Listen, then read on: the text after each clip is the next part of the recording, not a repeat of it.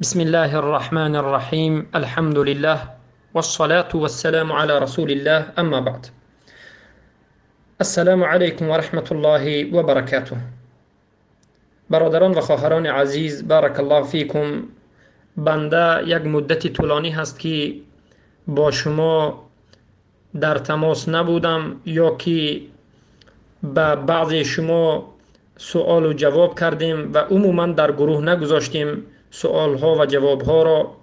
و اما باذن الله سبحانه و تعالی و به فضلش و به توفیق و کمکش از امروز ان شاء الله شروع میکنیم به جواب دادن سوال ها و به گذاشتن حلقه های درسی، هم در گروه اولا بیان عقیده اهل سنت و الجماعت و بعد از این از فرقه شناسی و بعد از این در مسائل فقه و سیره رسول اکرم صلی الله علیه و سلم و مقاله ها. و البته در این روزها بنده کمی از سلامتی خود الحمدلله با خبر شدم و سلامتی خود را به فضل الله سبحانه و تعالی باز ان شاء الله برای شفاش کوشش نمودیم و از همه شما ان شاء الله طلب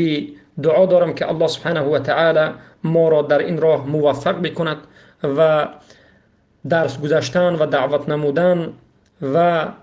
بیان نمودن حقیقت را به ما آسان بکند و توفیق بدهد و در این راه ما را ثابت قدم نگه دارد. اللهم علمنا مما ينفعنا وانفعنا مما علمتنا انك انت العليم الحكيم. و البته از همه شما تشکر میکنم برادران و خواهران عزیزی که در اینجا تا امروز باز انتظار شدند، باز حلقه ها را گوش کردند، پهن کردند و از الله سبحانه و تعالی دعا میکنم که الله سبحانه و تعالی همه اون برادران و خواهرانی که در این گروه های ما وجود دارند الله حفظشان کند، اونها را مغفرت بکند و این حلقه ها را سبب رشد اونها و سبب درست و صحیح شدن عقیده اونها و برداشت کردن معلومات درست اونها بگرداند. بارک الله فیکم، حیاکم الله و بیاکم و ان شاء الله سبحانه و تعالی به گذاشتن سوال ها و جواب اونها خواهیم پرداخت.